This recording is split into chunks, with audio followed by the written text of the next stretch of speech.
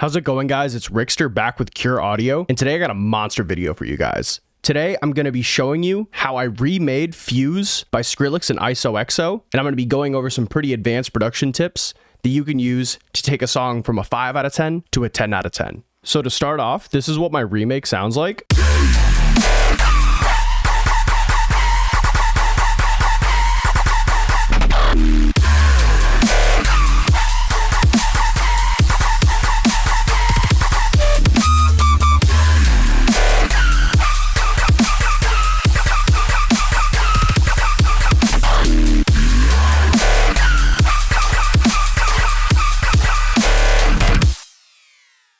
If you don't want to recreate everything one-to-one from the video and would rather grab the full project, it'll be available for purchase at cure.audio. For the first 10 buyers, use code FUZE at checkout to get 50% off. Let's just get straight into it. First, probably the most simple element of this track is going to be the drums, and I just have a couple simple things going on. I just have a kick. Funnily enough, this is the same exact kick that was used in the final Fuze release, and it's the kick from The Island Part 2 by Pendulum. Just sounds like this. And funnily enough, it's actually very easy to get this kick sample yourself. If you just go to the end of the song,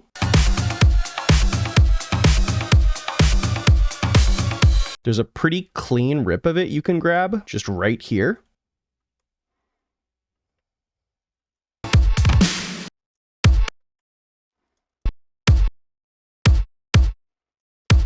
And now you have a kick that was used not only on Fuze, but off the top of my head, I know it was used on songs like Hey Sexy Lady, Rock and Roll, Kill Everybody, Scatta, Cinema, just to name a few. Then I just have a snare. I'm not actually totally sure where I got the snare from, but it sounded close enough to the original snare in the original track.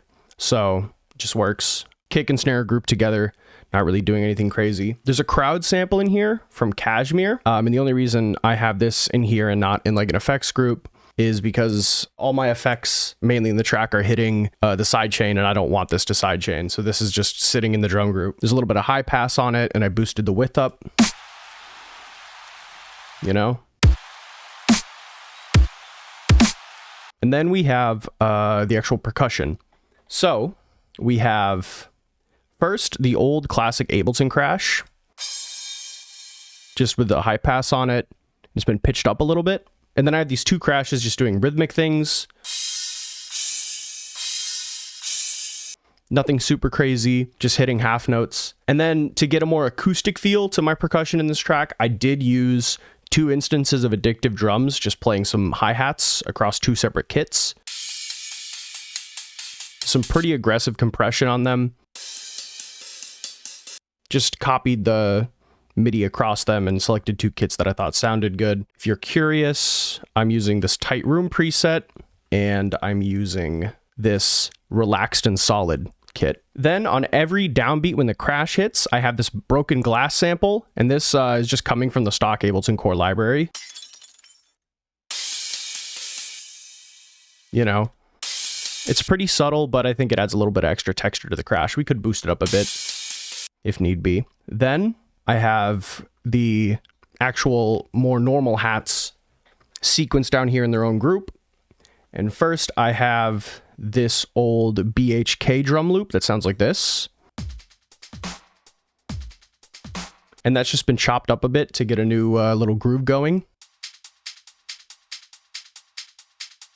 Then I have a drum rack loaded up with a couple other cymbals from this kit, and it just sounds like this. And then I just have a couple other extra hi-hats sequenced in audio, just to really add to the energy of everything. Along with actually a Vengeance house loop right here. That sounded like this originally. And that's just been sped up, pitched up to match the 140 BPM.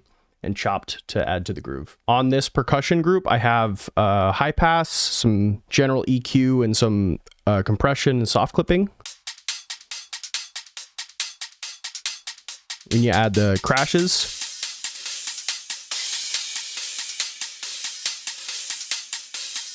and the kick and snare,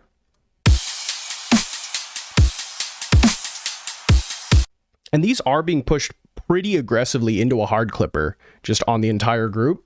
It does sound kind of ugly right now, but once we get to the final mix down with all these other really loud bass sounds and big subs and noisy hits and stuff, this hard clipper is going to be really doing a lot to still keep this like kick and snare right at the front of the mix, because that's really important for this kind of style of music. You can kind of see how aggressively their kick and snare are being pushed in the release. They're probably, I don't know how hard clipped they are, but you can see that kick is massive. Same with the snare, like it's just dominating everything else for that split second that it hits. Just to get it out of the way, I'm gonna, and before we get to the really good stuff, I'm gonna be going over the subs. I have two main subgroups. I have a long sub that's basically hitting for every bass sound that's not the main ISOxo style hybrid trap kind of pluck lead synth. And so this is just going to be with Serum. It's a sine wave where I just boosted the third harmonic a little bit of white noise, and that's it.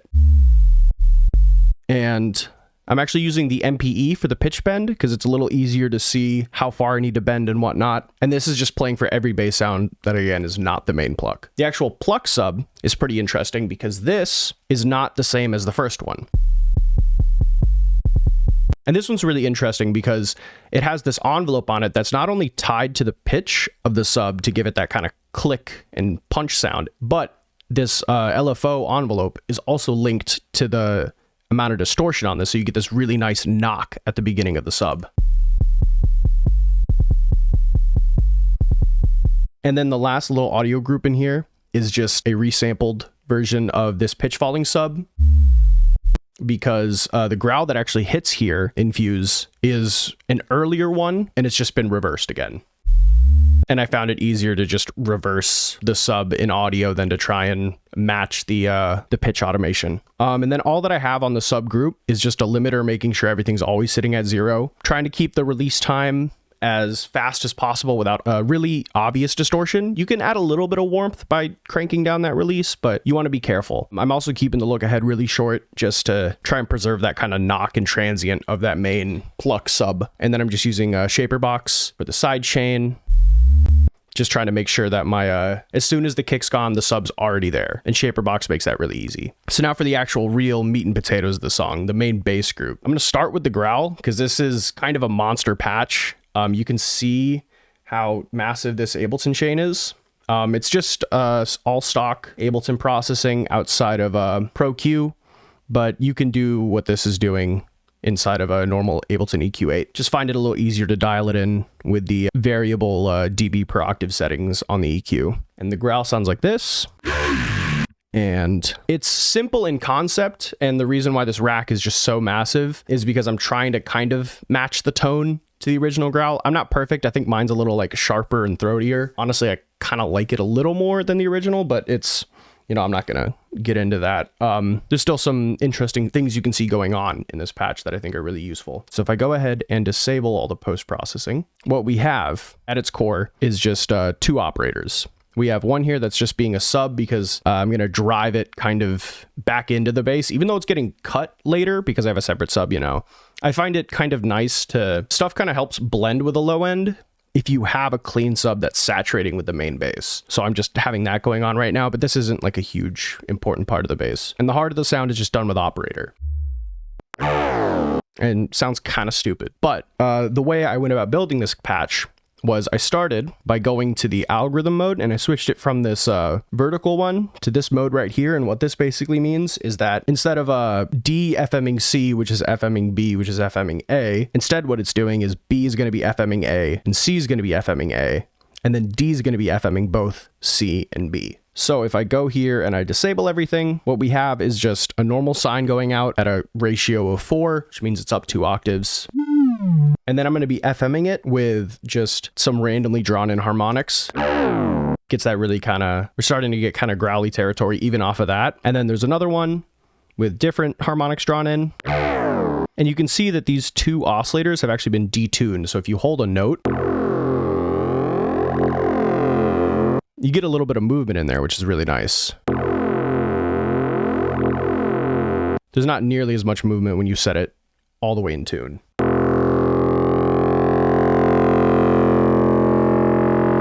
It's really, really subtle though. I then turn the spread up to make the sound stereo, and I have a little macro running here. That's just basically when B turns up, C is going to turn down. So you kind of switch between the two tones. Now for the first step of actual growl processing, this is just kind of going to be taking this kind of boring, flabby sounding FM bass and give it some like real tone and crunch and character. So I'm basically just doing like the old school drum and bass method of bass design, where you take a simple sound like this and then you EQ and distort and then EQ and distort over and over and over again to just get a nice kind of tone to it, you know? So I just have a big notch and rolling off the high end, then I really aggressively distort it. A little bit more EQ. Then I have a dynamic tube in here, which is going to add some nice kind of crunch. And that's like basically fully cranked with the bias. And then the first kind of step of adding vowel movement to the sound is added here with this overdrive. Or instead of using a filter, I'm using an overdrive here, and I'm sweeping the peak in it. Like if I turn the dry wet all the way up, you get that wow kind of sound. So I just kind of dialed that in. Then I have a cabinet here, and you can kind of think about a cab as like a really, really precise EQ cuts and boosts from the mids to the highs. So it just adds a nice tone. And then I have multiband dynamics here. And what I actually loaded in here is a preset that comes stock in Ableton called Reduce Ambience. And this is a really cool little tip you can use to take a sound and make it really sharp and crunchy. What Reduce Ambience normally does inside of multiband dynamics is it's essentially taking the quiet parts of a sound and turning them down even more. And it's really useful for kind of cutting ambience and like reverb tails and stuff. But if I just solo the high band here for a second and I dial these gate settings, you can turn this from just like something that softens your like quiet parts of your sound to just something that really starts distorting and destroying them. So if I bring the threshold up and I crank the ratio all the way down, and then you turn the time down, you can get these really buzzy kind of textures. And then once you set it around 1K, you know. Yeah. And that's essentially what I have going on.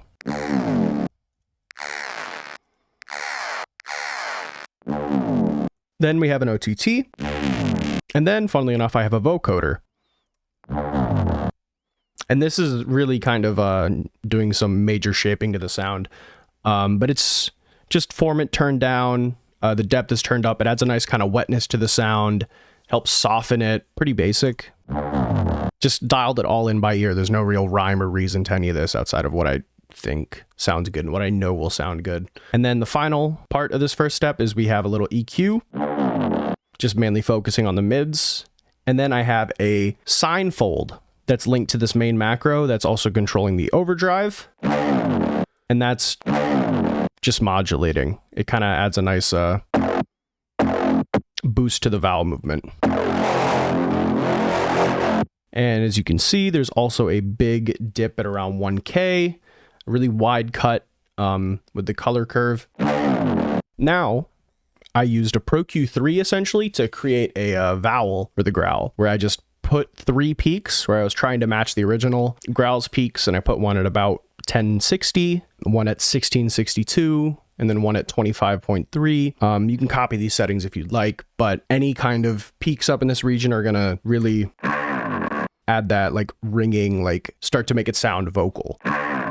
So that's going to be ringing up there. Especially helps that I have these higher order filters I can use, and those help create extra kind of ringing in that area. Now that we have this tone going for the growl, here's where the filtering and stuff comes in. So first I have a bandpass just with the new Ableton autofilter. Pretty standard.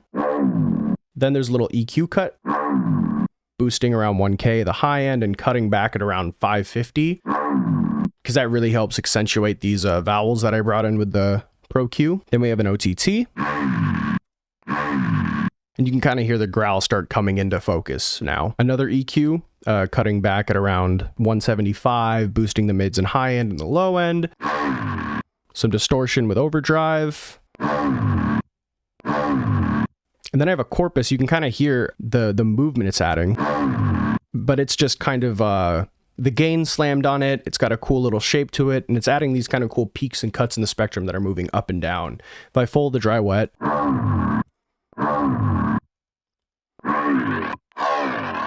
it's basically doing that, but in the low end. It's also really adds a lot of cool stereo information. Then we have another OTT and one final EQ where I'm rolling off the real lows and the real highs, boosting that kind of formant region again that's in Pro Q3. And I have this bell here that's doing the main sweep for the, I guess, formant for the kind of talking aspect. If I open up my macro mappings, you can see that I have the auto filter and the EQ8 doing the same range. And actually, funnily enough, I have macro 2, and that's being linked to the resonance of this auto filter, and it's being linked to the gain of this peak in this EQ over here. So you can kind of control how much of this low formant you get, which can really add an extra level of dimension to your growl basses. Let me, in fact, expand this and show the automation if you're curious. So macro 2 only moves on one of the growl articulations. We're getting to the final touches for the growl. We have one last OTT. We're starting to get those zaps. I have a pretty aggressive EQ pulling back the high end. I'm using an overdrive to re-add that high end in a different way. You know, I'm like cutting the old high end and I'm creating new high end with distortion. And then we have this saturator. Now we enable the sub. And in case you're curious, the sub is just bog standard sine from operator. Then there's a big high end boost. Little bit of just like warmth and dirt added with this final saturator. And then I have a gate here that's just going to be cutting all the zaps from all the distortion and OTT I did. Just helps clean everything up. And then if you take, for this final growl hit that's right here, you basically have the growl do this.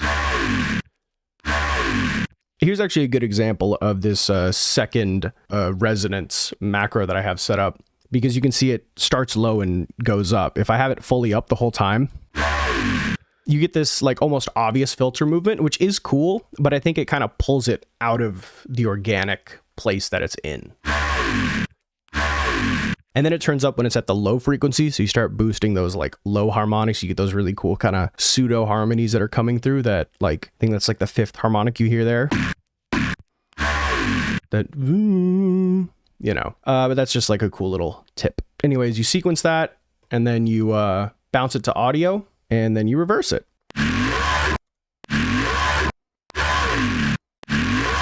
And that's about it for the growl. So now that we've gotten that out of the way, now we're going to get to the main pluck. And this is also kind of a monster patch, but in a different way. So I have this group down here where I created the main pluck because it's all done in audio, funnily enough. Let me just show you the separate layers before I start breaking everything down. So first we have the main chopped pluck, and it's just a one shot that I had made, which sounds like this. Pretty stupid simple. And I took it and I stretched it and pitched it around. There's like pitch bends going on. So if I turn off all my effects, you get. So you can hear on this one, there's a little bit of a pitch bend going on, like a little pitch dive. So that's what we're going to do with this one shot that I'm going to show you how to create really quick. So the big secret, I feel like, to these big, screechy, screaming kind of hybrid trap, ISOxo type lead sounds is layering, and layering like really wide, kind of distorted, super saw, reverbed out, flutish kind of lead sounds. So I started with just a bog standard serum, and this is a little complicated, but if I go and I mute all the effects, what we essentially have is a super saw, and it has a little bit of a pitch attack to it. I'm modulating the detune of it. So then what I did was I loaded up a noise sample in oscillator B, and I FM'd the saw with it. So you get this like really cool noisy kind of screech layer to it. And the LFO is actually linked, the main snap is linked to the amount of FM. And it helps add to that punch. And then there's a little bit of extra, just more simple super saw with it. And then to really just make it like sound messed up, I put a massive reverb on it that's full wet. I cut some of the mids back, distorted the hell out of it, and compressed it. And I bounced that to a new channel to get this one shot here. And then we get to the actual main serum patch where this pluck is made. Sounds like that. And if I mute all my post-processing, including inside a serum, I'm going to break all this down for you. So we have 4 main layers going on.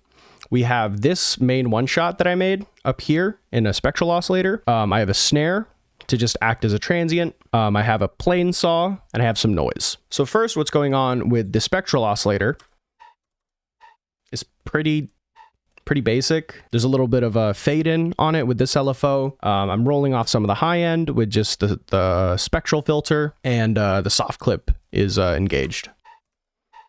Then I have this really stupid little pluck that is doing this kind of double staged pitch bend down. And I also have an LFO linked to the fine tuning that's sweeping pretty quickly.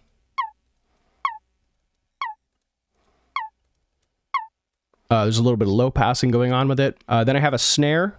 I just used a stock Vengeance snare just with some soft clipping, and I modulated the scan time of it to just add extra kind of pitch snap to the transient.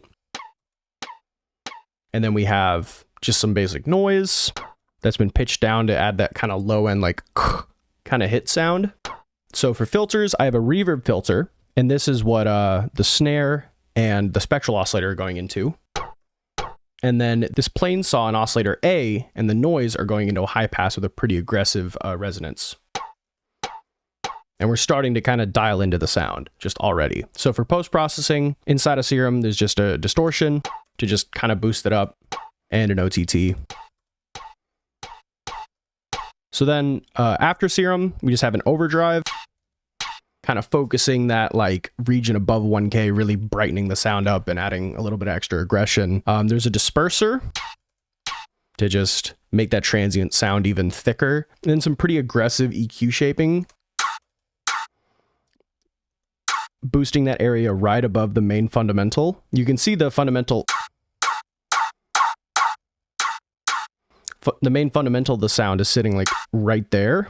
But if I boost right above it, you get this like kind of sound. It's hard to explain, but I'm sure you can hear the like how much is added with this really wonky looking EQ. And then I have just a compressor to just really snap that transient even harder, and then a final little bit of soft clipping. And that's how you make the main pluck. So if we take it back to here, now that we have it in audio, we can chop it and stretch it and pitch it up and down. And the post-processing on this is a transient shaper, because I'm making this transient hit really, really hard. And I'll go to this volume envelope follower in a second. The shifter is pretty crucial, because you can hear the second note is that this note right here is a little sharp normally. But once you enable this frequency shifter, if you pitch the sound up too far and then you pitch it back down with a frequency shifter, your harmonics are going to be less correlated. If I pull up I wish I had a visual guide for this. But essentially your harmonics are going to be stretched a little bit. And so you're going to get this slightly metallic kind of tone. And then this is a weird little bit of a production tech. I'm using an envelope follower. And this is basically just following the loudness of the sound. And it's linked to this macro here, which is controlling the gain of this little bell and the drive of this overdrive. It's really subtle, but I think it just helps give it so much more extra oomph in the sound. It's all about this transient and then the tonal tail when it comes to this processing. And then there's an OTT. pulling back the ultra highs and cutting the lows that are being generated somewhat. And then I have an erosion and a saturator. That's how we get this sound. So then we have a couple extra layers that are layered with this main pluck sound. First, we have this kind of tonal pop, I guess you could describe it as. It sounds like this. Really like bizarre sounding. And it's just basically, I layered on some stock samples from Serum 2. Like I FM'd this glass bottle with a sine wave.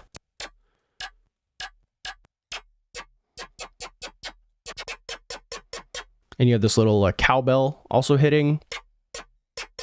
And then there's just some like really bizarre processing that's occurring. Honestly, this isn't like a huge deal to match this exactly for the tone of the sound, but I think it just adds extra interest to the transient now that's been made really like massive. Like if I just go and I disable all this post-processing. Just really bizarre. You had your Geiger noise for some stereo. Just a band reject with a bunch of resonance to add that kind of pop, like almost like a bubble. Like if I, there's a frequency shifter. And this is mainly just being used for the blur. Some convolution. Distortion, same band reject, another bode doing even more blur, even more distortion, and then an OTT. And this bell is actually just going straight out. The noise, the bell, and the sub are just going straight out. And only the glass bottle and that's being FM'd is hitting all this weird internal serum processing. It's like damn near noise at this point, so you could throw any interesting one shot in this place and just kind of EQ it to get that kind of tonal tail. Some saturation. Now we're boosting that main harmonic that's sitting that main, where the main like kind of pluck lead moves. Really aggressive boost there. Tighten the sound up in a weird way with a vocoder, just with the depth up really high. You can kind of hear what it's adding. OTT. Roll off the low end and then soft clip it to make sure it doesn't peak in weird ways. And then I just have a noise layer. And this is just some stock Serum 2 noises loaded in with some dimension and EQ. Nothing super crazy. Just with a little bit of release and whatnot. Then I have this glidey screech. In fact, this is the same as the main kind of pluck sound, but I slowed down some of the envelopes, turned the attack up, and you can see that there's just some like subtle kind of pitch bends going on. I used MPE to do it, but you could just use the normal pitch wheel as well. And this acts as like a really kind of cool tail to the main pluck sound if you kind of play them together. You know? And then finally, the last main layer that's hitting every time the laser's hitting is this laser transient kind of thing. Really simple. It's just this HOV Dominator preset that we know Skrillex did use. And I just muted part A, so you just get this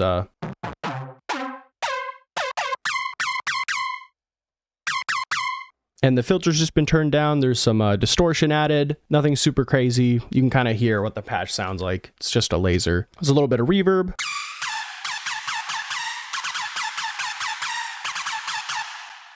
And I do have a little bit of mod wheel stuff going on. And the mod wheel is just linked to the cutoff of the sound. And then I have a gate here. And the input to this gate is actually set to the original Sylenth. So essentially what the gate's doing is it's listening to the dry Sylenth that has no reverb on it. And once that turns off, it mutes everything. So you get this kind of gated reverb sound for your So the reverb tail only sticks around when the actual synth is hitting, and it's not muddying up the whole mix, and you're not getting really annoying reverb tails just drowning out the whole song. And it's also, because it's done with a gate now, it's way easier. I didn't have to go in by hand and draw in volume automation, because that would have been too crazy, because this is still too quiet for me to justify like doing that much effort to mute the sound. But it's still important to mute it, because if it's there, it doesn't sound great. And then the final weird little layer that's in the main group is actually a sample from our free sample pack Mad Trap. It's from this loop called Inferno. And it's just that first bass hit. It's been pitched up an octave.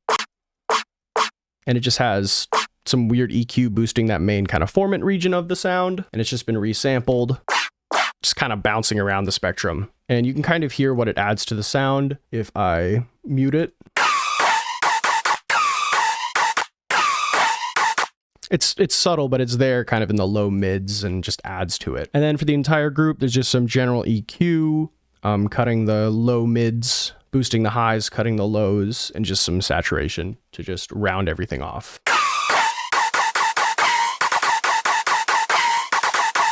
And then one final kind of layer to this bass that's not actually in the group, because I didn't want it to hit the distortion of everything, is a reverb send for the main plucks. And so they were just resampled. That this whole group that I just did was resampled into audio. And just full wet stock Ableton reverb on it. With some OTT, EQ. To just smear everything into itself. A little compressor. And this is actually linked to the original main pluck, so it's ducking out of the way for the pluck, because this is a pretty loud, reverb. Same gate technique, but it's a little more forgiving with the release. So it kind of, this reverb stays sustained for the whole time the pluck's playing, and then as soon as it's gone, the reverb quickly fades out. Utility, just boosting the width of the sound a little bit, and I'm modulating the actual gain of it, so you get this kind of swell of reverb.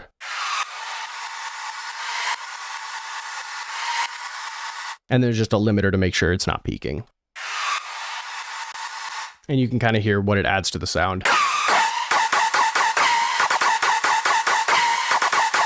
Yeah, so now to the odds and ends basses. There's a couple bass sounds in here that are actually from Hey Sexy Lady, funnily enough. If you listen to the original track, well, I don't think I'll have to point them out, but you have this sound. That's from Hey Sexy Lady. And then you have this sound, that little fill right there. So if you go to Hey Sexy Lady and you take the... you just get a bad stem rip of it. You have this like yah kind of bass. If we warp this, actually I don't even think we need to warp it, but we just take it down, because Hey Sexy Lady is in G, so we go down to F sharp, F, E, D sharp, D, because Fuze is in D. And if you enable complex pro formant shifting on the sound, you can kind of start to hear where that sound is, how it works. Actually, I don't even think you need the formant shifting. And then this sound here, if we go back, take it back down, you just essentially chop the sound. You get that kind of fill, which is pretty close. You just crossfade them. So I actually did remake these. I'm not going to go into the full breakdown of these sounds. I can do it once we do like a Hey Sexy Lady breakdown. It's essentially what I used this sound for. It's just a basic massive patch with some really overbearing processing that I don't think Sonny used to make the original sound, but I had to get kind of close, so I went a little above and beyond. Same thing with this sound. I remade it, trying to match the original Hey Sexy Lady bass, and then chopped the basses I made to fit that. But you could just use rips of the original song. So first, odds and end bass that I'm actually going to show is this little weird double hit that occurs behind the growl. If you listen to the original song, you can kind of hear right within the first bar of the drop. Underneath the growl, you hear that rot rot. Really buried back in the mix, but to me that sounded like a classic kind of modern talking womp. And this is just like, you know, your classic bread and butter bro step patch. And it's just a modern talking with some bend minus, AI with bend plus, bend minus, scream filter, and you're basically there. It's a little bit of all pass. I don't even think that's on there. Distortion and a dimension expander, along with this final EQ doing that little frequency sweep to add extra movement to it. And then there's just a OTT, some EQ tone shaping, saturator, and then I have an Omicide, just distorting the low end, distorting the mids, and distorting the highs.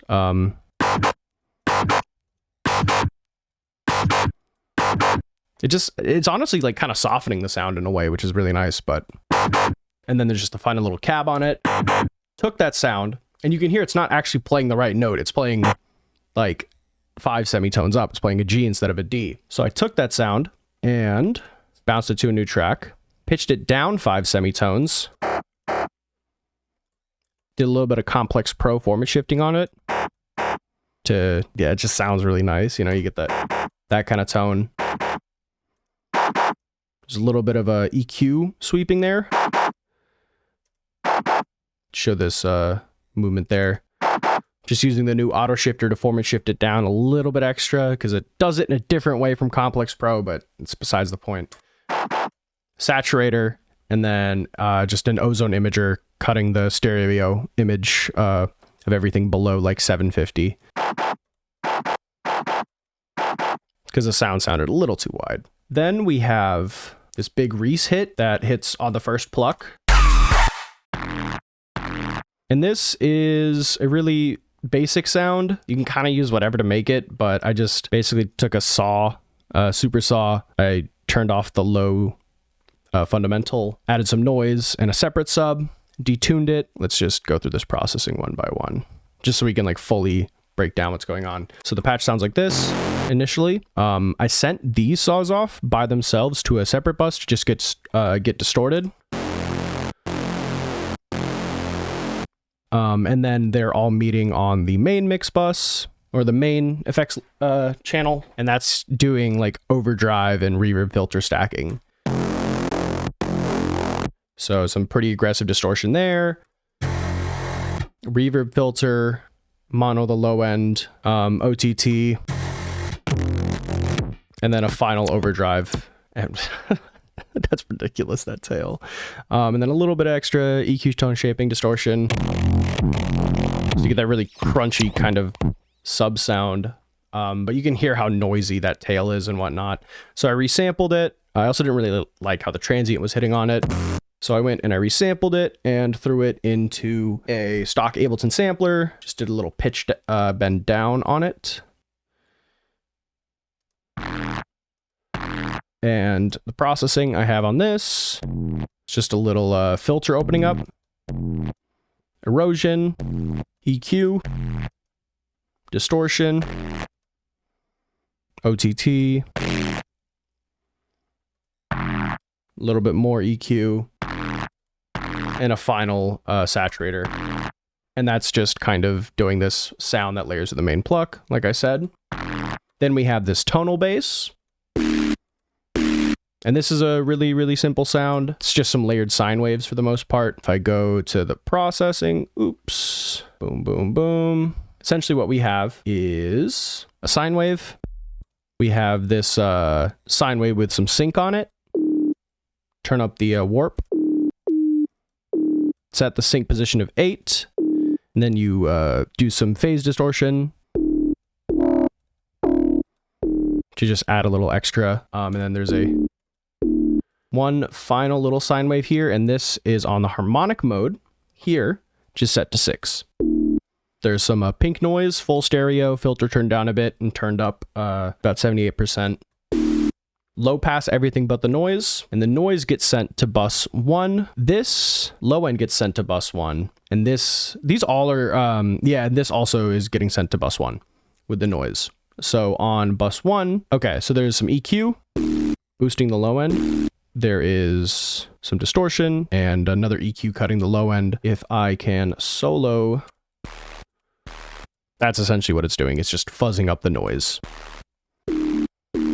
And then you add your distortion, OTT the sound, boost those harmonics, cut the stuff that's between that and the sub.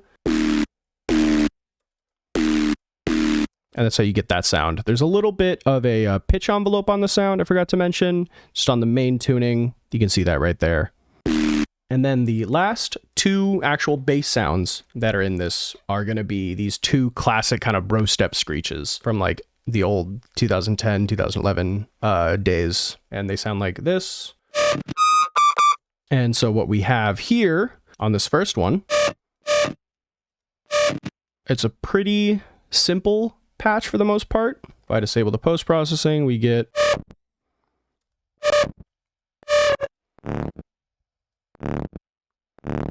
really kind of stupid sounding, but it's just a sine and a triangle with some bend minus and a square wave to start off. Oh, that's not even turned on. Okay. And then we're using the Daft filter because when you crank the resonance up on the Daft filter inside a massive, you get this really aggressive kind of peak. Then we have a low pass, just cutting off the high end information that Daft is generating.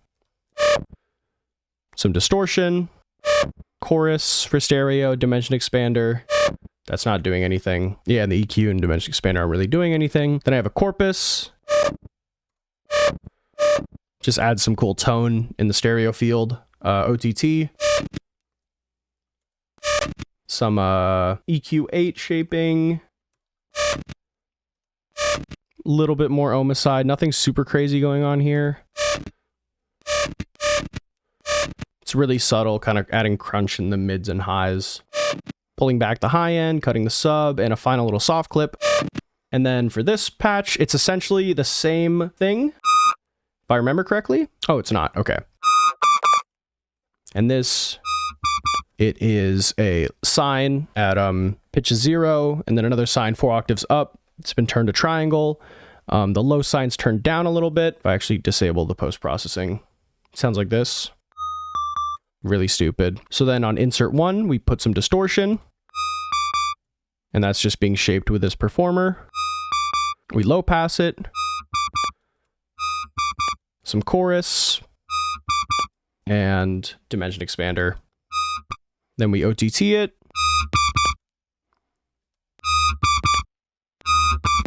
Distort it. A little bit of pre-EQ, very subtle shaping before the distortion. Cut the low end, pull back at around 4K. And then one final soft clipper. So you get the... There's one little lead that layers with this bass, and that's just this kind of silly, almost guitarish kind of tone lead noise. And this is just a saw with a screen filter on it. A flanger and a chorus. So you can hear just...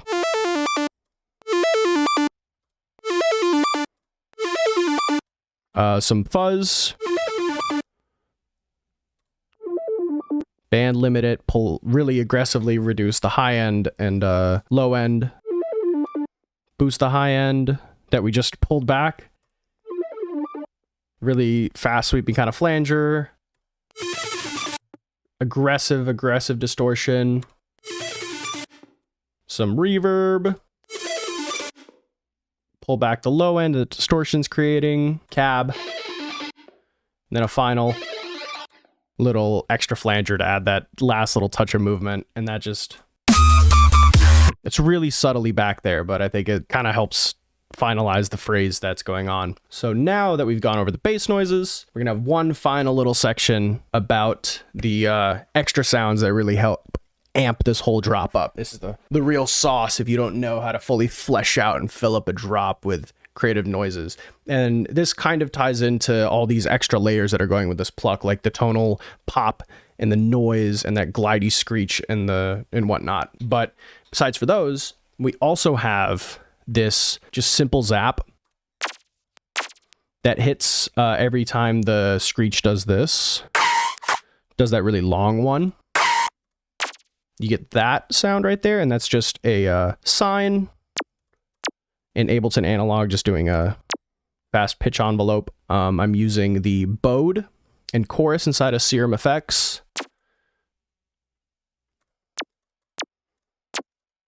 Just with the blur turned up. It is frequency shifted a little bit.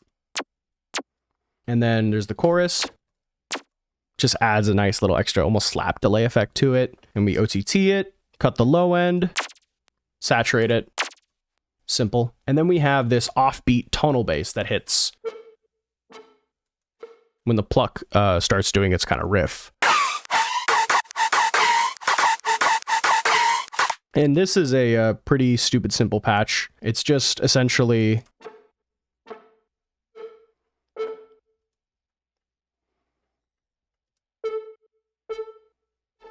I don't even think I needed to do all this for this sound, but essentially what it is just a low triangle, high sine wave, and another high sine wave.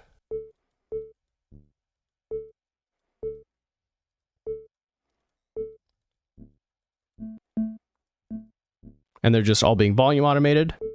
And then for routing, we have the sub going into, well, oscillator A, the low end is going to bus 2, oscillator C is going to bus 2, and oscillator B is mainly going just straight out, and that's about it. So if we go to bus 2, and I mute, what we have is just basically I'm doing the bandpass distort kind of thing. It's kind of silly, but you start getting that kind of like woof sound. And it's just boosting texture to the space. Then we add that high harmonic in, low pass sweep, cut the low end, distort, and chorus for stereo. Then we boost that main frequency right there, and the stuff above it, because there's a lot of stereo information there. Distort it, then add some reverb. Like, this is a very stupid sounding patch by itself, in my opinion. I would never think, 5 years ago, I would never think to add something like this on an offbeat, like hearing it soloed. Sounds really, really stupid. But when it's functioning, bouncing off this main pluck kind of riff, it adds so much kind of cool extra swag to it, you know?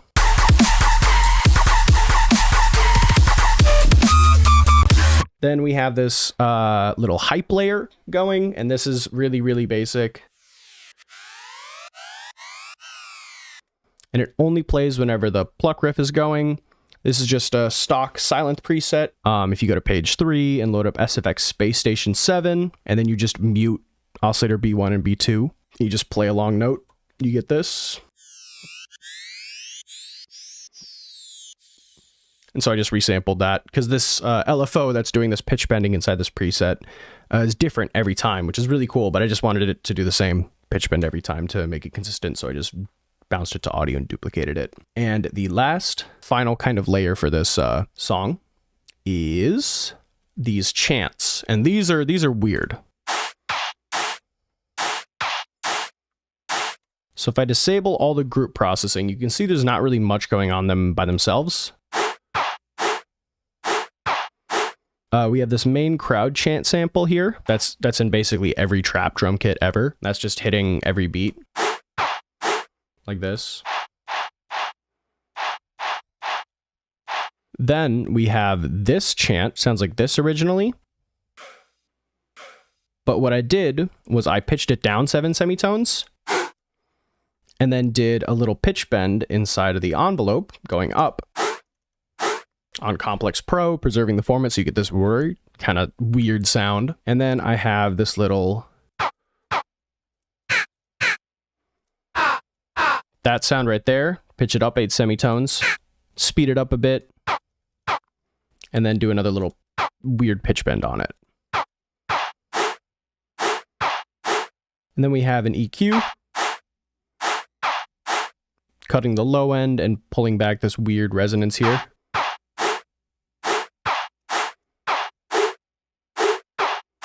OTT,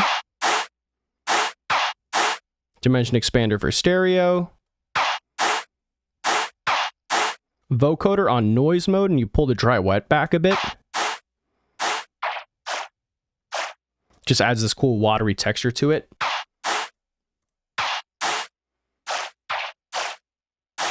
And in total, that's how I remade Fuze by Skrillex. And I hope there's a lot of cool, weird little tidbits you can pick up on, whether it's from the drums or the growl basses or the layering that's going on with the main kind of screech lead, or all the weird bass noises that are occurring, or all the interesting layering and ear candy sound effects that are going on. I'm just going to play it again one more time. Make sure you guys join the Discord, and I'll see you next time.